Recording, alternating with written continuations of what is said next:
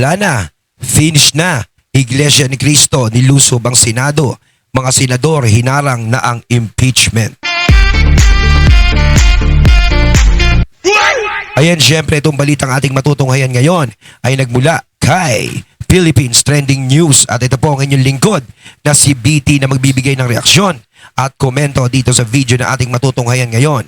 At huwag na natin pagtagalin at sabay-sabay na nating panoorin ang laman ng video na hatid sa atin ni Philippines Trending News at bibigyan natin ng reaksyon ang balitang ito. Pasok! May malupit pong special announcement ang Iglesia ni Cristo at Ayun, syempre bago natin simulan ang video ito, nais ko nga pala magbigay ng credits dito sa boses at video na matutunghayan natin ngayon at bibigyan ng reaksyon walang iba kundi si Banat Bay. Syempre huwag niyong kalimutang suportahan ang channel ni Banat Bay mga katunay. Pakibisita po yan at huwag niyong kalimutang mag-subscribe at mag-follow para maging updated po kayo sa mga vlogs, reactions sa mga balita na hinahatid sa atin ni Banat Bay. At syempre huwag niyo rin kalimutang suportahan ang Banateros, mga katunay, mga idol natin yan. At isa dyan ang idol natin na si Banat Bay. Ipagpatuloy natin. meron tayo nakuhang impormasyon mismo sa loob mismo ng kanilang main office. Mamaya ipapaliwanag ko kung ano yan kasi napaka-importante. Baka sabihin na naman ng iba, fake news. Di ba? O hindi ho fake news yan. Si Banat Bay pa. Naalala niyo dati? Yun, meron din tayong special announcement na INC. Tapos ilang araw. Kaya kay Banat Bay tayo di ba? Alam natin, ang isang Banat Bay ay hindi naglalabas ng balitang fake news. Kaya syempre, dito tayo nagre-reaction sa mga balita din ni isa din si Banat Bay sa mga nire-reaction na natin na talagang legit ang mga impormasyon. Ayun, confirm doon sa kanilang istasyon. Pero nauna ho tayong inilalabas ito. Hindi ho dahil tayo importante, ngunit dato may direkta ho tayong basta. Meron po tayong mamaya ako ikikwento lahat yan, mamaya. Easy. Alam mo, bago tayo mag-usap-usap, meron po akong tanong. Kayo ba'y nakasubscribe na? Ayun, kasi kung hindi pa kayo nakasubscribe, naku po, half of your life is being missed by you. Kasi marami tayong mga balitang ilalabas ngayong linggo na ito, kaya subscribe po kayo dahil sasabog po mga balita ngayong linggo na to. Ayun. At pag hindi ko kayo nakasubscribe, naku po, at kung kani-kanino kayo nakasubscribe, baka fake news yan. Kasi tayo, mga kababayan, nang itataga ko talaga yan. Hindi tayo magpe-fake news dito. Kaya dito, sigurado kapag sinabi ko, totoo yan. At pag sinabi ko, mangyayari yan. Tuloy natin ha. Ito pa, mga matitindi pang issue. Ay, sandali, yung issue pala seryoso. Ito, seryoso to. Seryoso ito, yung announcement po ng INC. Ayan, INC. Kanina po, ako'y natutulog. Mahimbing ang tulog ko. Sabi nga nung aking naglilinis, sabi, alam mo sir, grabe yung telepono mo, ring ng ring. Oh, ala ka, ang haba ng tulog mo. Sabi sa akin ng gano'n, no? Tapos, sabi, lakas ng hilik mo. Sabi sa akin ng gano'n, no? Pambira, oo. Hindi kasi kagabi hindi ako makatulog. Hindi talaga ako makatulog. So nag-inom ako ng kung anong pampatulog. Pero hindi naman yung yung mga melatonin lang, mga ganon, mga sleep aid, ZyQuil, mga ganon lang naman. Hindi naman yung mga kasi meron talagang pampatulog nagmagugrogi ka, yung ewan ko kung anong tawag doon. So uminom akong pampatulog tapos nag-earplugs ako. Talagang sobrang dilim ng kwarto ko. Wala kang maaaninag na ilaw. So nakatulog ako na sobrang haba. As in, natulog ako sobrang haba. Nag-alarm na daw yung relo ko ng isang oras mahigit. Tapos may nagdi-drill pa daw sa kabilang unit. Ganyan. Hindi daw talaga ako magising. Pero sabi... sukat ba naman Sir Banat Bay tumira ka ng pampatulog, magigising ka ba agad nyo? Pero kung tutusin Sir Banat Bay, delikado yan. Kasi nga, siyempre, pag may mga emergency, diba? Mas maganda na lang siguro kapag hindi ka inaantok, diba? Mas maganda yung may tayo, magbibilang ka ng 1 to 1,000 ba yun? Sabi naman niya, buhay naman. Bakit? Ang lakas ko daw umilik eh. Buhay naman, sabi. Kaya hindi ako ginising. Tapos paggising ko, daming missed call. Hayop! So, tinawagan ko yung contact ko. Ito, matikas na contact to. Mas lamang ng ilang paligo lang sa akin to. Eh. Tinawagan ko ngayon, sabi niya, uy, pinapakontak ka sa akin, sabi nga. Nino, basta, yung dating nagpakontak sa'yo. So alam ko na kung sino yun kasi yun din yung dati, sabi. O ito daw, sabihin mo daw to. Sorry, bawal may kwento. Sorry naman. O basta ito, lahat ng pipirma sa impeachment na mga mambabatas, X na. Ha? Lahat daw ay ano na, ano man tawag doon, hindi naman ban eh. Blacklisted na. X na. Hindi na susuportahan. Eh alam mo naman mga kababayan na mga congressman, napakahalaga ng suporta ng INC. Malaking bagay yun. Sa national, medyo mas ano pa kasi alam naman natin ng national, kung sabihin na natin, di ako sure sa tamang bilang kung ilan ng iglesia. Ha? Mga siguro, i-ano na nga natin, chat GPT. How many members of INC in the Philippines? Madami yun, alam ko eh. Yan. I-chat GPT natin Pati sa para ibang baka bansa, mamaya meron sabihin din nyo yan, naman. diba? The official is 2.8. According to yun. PSA census. Yan ang sabi. Pero syempre, meron pa rin yung pamilya, di ba? Kaya malaki pa rin yung impluensya nila. So, ibig sabihin daw, malaking epekto ito sa mga congressman. Hindi, sa totoo lang yung Iglesia ni Cristo talaga, yan talaga yung isa sa mga nilalapitan ng mga politiko kapag nag-i-eleksyon. Kasi nga alam naman natin, hindi biro-biro ang Iglesia, yung dami niyan. Isa yan sa mga reliyon na talagang samahan na marami na nilalapitan ng mga politiko. So kung sa political career lang nila, is talagang kung susuportahan sila ng Iglesia, isa ang Iglesia sa malaki din ang maidadagdag sa kanila. No, although baka mamaya may mag-comment na naman sa akin dito na hindi naman lahat ng Pilipino Iglesia. Alam ko yan. Pero ang sinasabi natin dito, malaking bilang din kahit papaano kung ikaw politiko ka, tatakbo ka, kailangan mo ng mga samahan na susuporta sa iyo. Siyempre, isa dyan yung Iglesia ni Cristo na alam natin na may malaking samahan na maaaring makatulong sa kandidatura mo. Diba? Once na ikaw ay i-endorso nila. Kaya hindi mo rin pwede kasing baliwalain yan eh. Na hindi, wala akong pakialam kahit hindi ako suportahan ng iglesia. Diba? Marami pa namang ibang boto dyan. Importante pa rin yun. Kasi kapag ikaw politiko na gusto mong manalo ng sure shot, talagang lahat, pati yung mga relihiyon, liligawan mo. Diba? Sa national, medyo hindi ganun kalaki eh. To the point na it can deliver win or lose. Kasi meron din namang mga nananalo na hindi naman totoo yan. in-endorse. Kahit pa paano. But sa local, lalo na mga mayor, mga congressman, napaka-importante ng boto nila. Baga malaki. Napaka-importante ng Hindi influence. kahit sa national naman siguro. Kung sakaling ma-endorse, dagdag din naman. Pero talagang syempre, alam naman natin buong Pilipinas, no? Pag sa national. Pero kumbaga, dagdag siya kahit pa paano. Kasi malaking bilang din. Sayang din yun. Kahit sabihin natin na pagpalagay mo yung survey ni Canvas ni Sir Banat Bay na 2.something million. Malaking bagay na rin yun. Kahit pa paano. Pero yan sa local nga, sa local positions, talagang importante talaga na isa dyan yung iglesia na sumuporta sa iyo. Ganun yan eh. Siya ng INC. Kaya, sabi ng di umano, nung aking contact doon sa Central,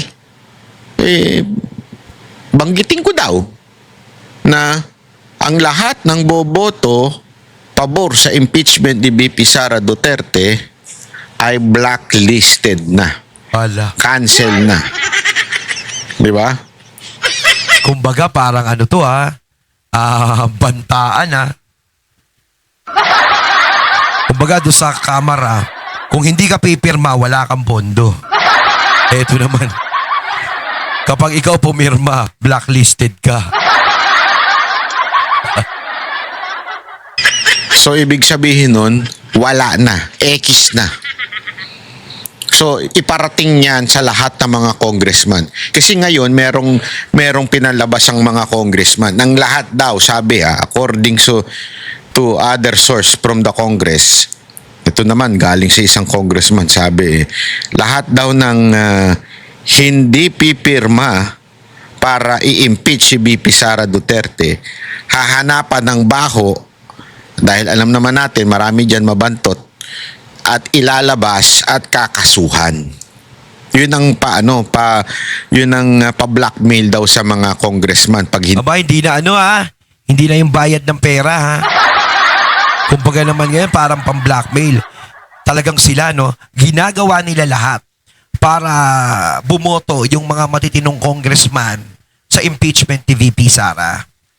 Kaya tayo hindi rin naman natin masisisi yung mga matitinong congressman kung sakasakaling mapapirma man sila. Kasi talagang syempre iniisip din naman nila yung inasasakupan nila or yung sarili minsan nila na pati kami ganito, di ba? Pero talagang nakakabilib lang kung talagang prinsipyo pa rin ang paiiralin nila na sasabihin nila, bahala kayo kung ano gusto nyong gawin sa akin. Kung ano desisyon nyo sa akin. Di ba? Kung gusto nyo sirain ang pangalan ko, okay lang.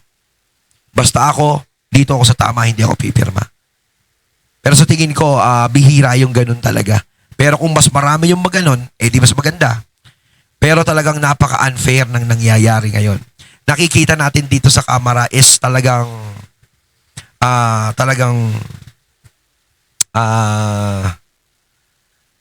ginagawa nila lahat para si BP Sara ay hindi makaupo bilang presidente ng Pilipinas.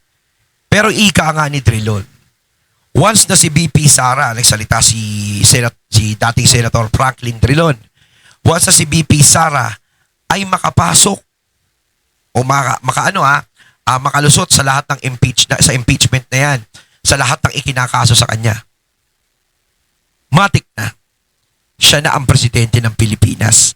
Yun yung sinabi ni dating Senator Trilon.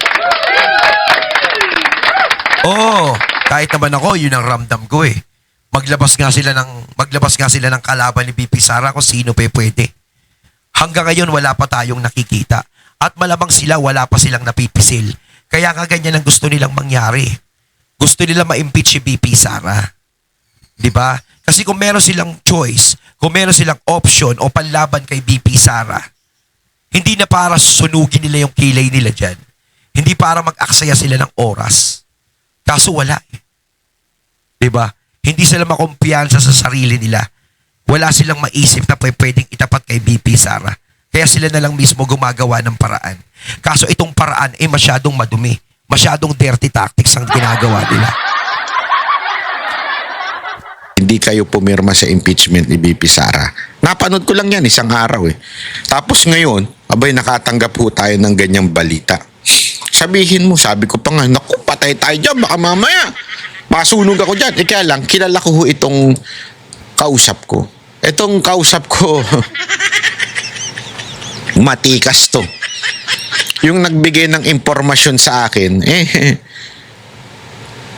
kung merong legit, ito'y mas legit. Kung merong credible, ito'y mas credible. Kung may authority, ito ang mas may authority. Kaya sure tayo, hindi ito peke. Kasi ako, ayoko yung ganyan, yung maglalabas ako ng hindi ako sigurado 90%. Kahit nga 99%, di ko pa rin lalabas Kasi ayoko masunog. Kasi pag ikaw nasunog na, ibabalik at balik sa iyo ng taong bayan yan. Kaya kung maalala ninyo, di ba, meron din silang mensahe sa akin noon na sinabi na lahat ng boboto ba yun sa, nakakalimutan ko na or against sila sa PI. Maraming dyan, meron pa mga peking troll dyan Taga-INC ako, walang ganyan. May mga ganyan-ganyan pa Sa loob-loob ko, malakas sa loob ko. Kasi sa pamunuan na ko narinig Doon mismo sa central, nang galing yung mensahe. So, malakas sa loob ko. Hindi ko ipupusta, magagalit sa akin yung mga yan. Totoo. Magagalit sa akin yan. Diba? Sa akin naman una-una, hindi ako kandidato.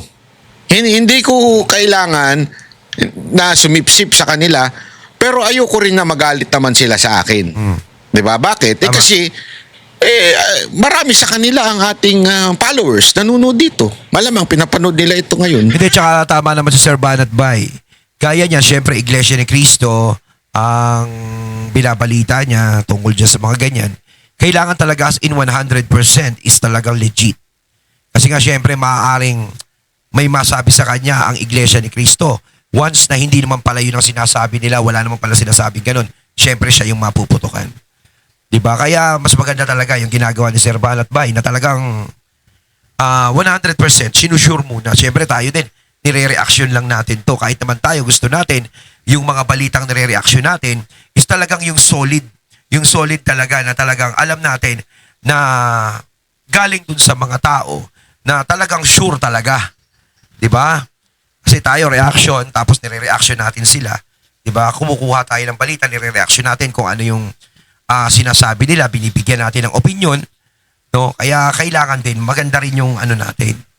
No, bahala na yung ibang mga nagsasalita na fake news. 'Di ba?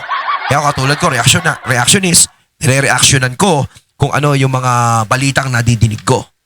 No, binibigyan lang natin dito ng komento. Gaya nyo, nagko-komento rin kayo sa comment box. Wala rin tayong pinagkaiba sa isa't isa. Ang pinagkaiba lang natin, napapanood nyo ako. Ganun. Kung meron man ako mali sa sinabi ko, patawad. Hindi, biro lang. Hindi, kasi baka mamaya mali si ChatGPT na 2.8. Sabi, 2.8 million to nearly 3 million. Yun ang sabi ni ChatGPT. Ewan ko, bisa naman nagkakamali si ChatGPT. Nag-aaway ka kami yan eh. Oh, subukan ninyo kausapin si ChatGPT. Sabihin mo sa kanya, mag-illustrate ka nga o gumawa ka nga ng meme na kung paano kita itrato this week. Tinan mo. Sa akin, laging masama ugali niyan eh. Oo. Totoo, walang biro. Bisa kasi ChatGPT, nagiging tanungan na talaga eh. Kahit na minsan pag may nararamdaman tayo sa katawan natin, tinatanong natin si ChatGPT. At kaya niya sagutin eh. Gusto nyo malaman? Try natin ngayon. Huwag na. Oh, anyway, mga kababayan, na yun po ang kanilang announcement. Hindi ko naman masabing announcement, pero yun ay nanggaling at narinig ko. Iparating nyo na lang po sa mga congressman ninyo. Tingnan natin. Malay mo, magbigay sila ng statement. Kung hindi man sila nagbigay ng statement, basta sinabi ko. Basta ako sumunod. Alam mo naman ako, I'm the soldier of... Hindi, kumbaga sinabi lang sa iyo eh. O, kumbaga, sinusunod mo lang yung utos, di ba? Kumbaga, masunurin lang naman ako. No, pag pumirma kayo dyan, out supporta, o magaganyan. Yan naman yung sinabi. Kumbaga, detalyado naman ata. Truth. Whether I don't question the commander Kaso Sir Banat Bay, pag tinanong, sino nagsabi? Yun. in chief. Ano yun? The truth. That is my commander. Oh, as long as it is the truth, I will follow you. Diba? I will follow So you. since I am a soldier to the truth, in-announce ko lang. Para sa inyo. Sa inyo mga congressman, I'm warning you right now. Quote me on this. I'm warning you. If you vote for the impeachment, X na kayo. Nako. Yun ang matindi doon. Ekis na kayo. Para siguro yung iba, hindi na nila maisip kung saan sila lalagay. Yung tipong, pag hindi ako pumirma sa impeachment ni BP Sara, baka madali ako, mawalan ako ng budget, maano naman, pangalan ko.